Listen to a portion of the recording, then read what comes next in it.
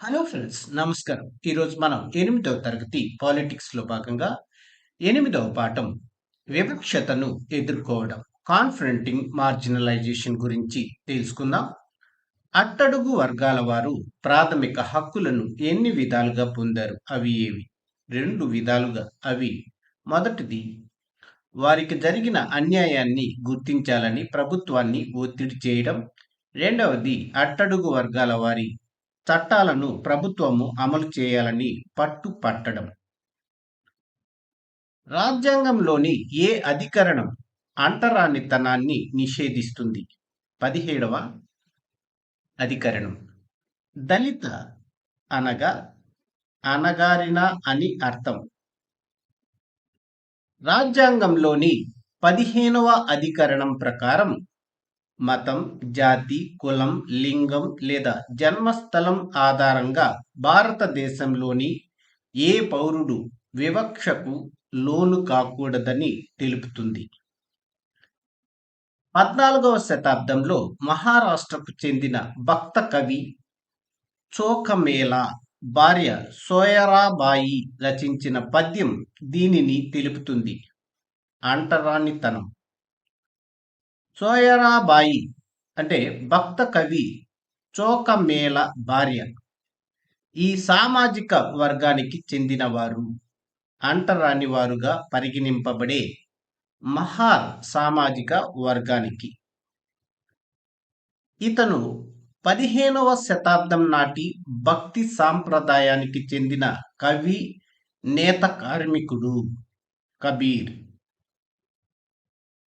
ఇతని పద్యాలలో భగవంతుని పట్ల ఆరాధన, మతాచారాలు, మత పెద్దల పట్ల నిరసన వ్యక్తమవుతాయి. కబీర్. నేటికి ఇతని కవిత్వాన్ని దళితులు, వివక్షకు గురి అయిన వారు ప్రశంసిస్తారు, పాటలుగా పాడుకుంటారు.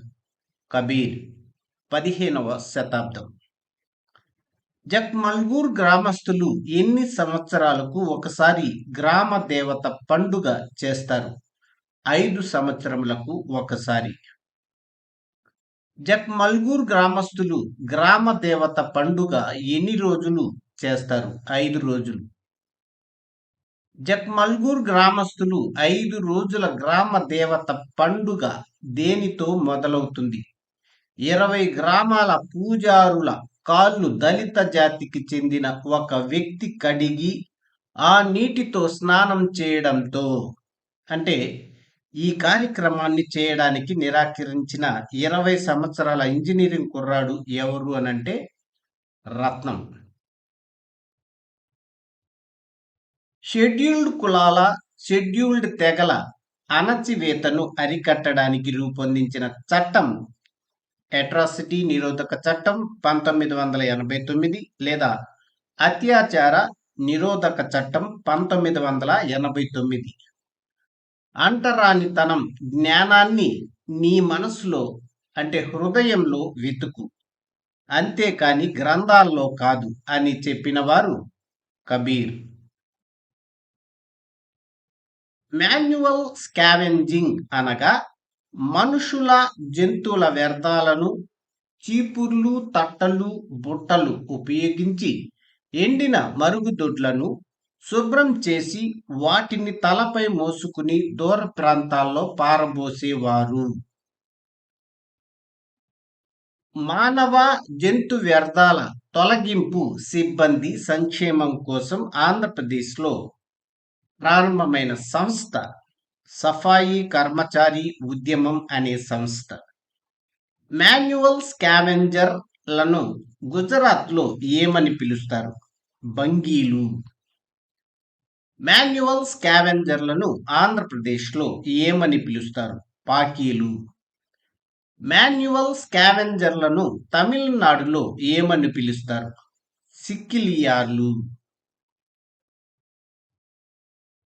ప్రభుత్వం మాన్యువల్ స్కావెంజర్ల ఉపాధి, పొడి మరుగుదొడ్ల నిర్మాణ అంటే నిషేధ చట్టాన్ని ఎప్పుడు తీసుకువచ్చింది? 1993లో.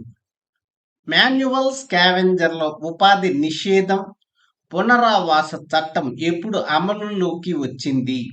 2013 డిసెంబర్ 6 నుండి. 2023వ సంవత్సరంలో సఫాయి కర్మచారి ఉద్యమం సుప్రీంకోర్టులో ఎందుకు పిల్ దాఖలు చేసింది? వారు తమ పిటిషన్లో దేనిపై ఫిర్యాదు చేశారు?